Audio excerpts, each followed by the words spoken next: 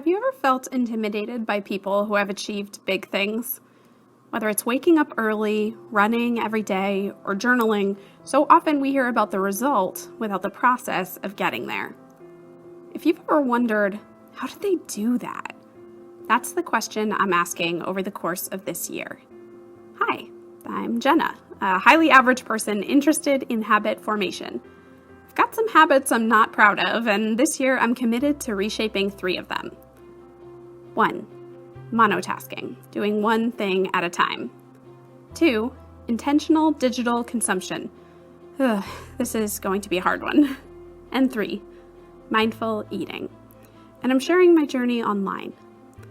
I know this won't be easy, and I'm committed to showing you both my successes and struggles along the way. Follow along or join the Habit Project for yourself at Tiny Habits Project on Instagram. Let's do this.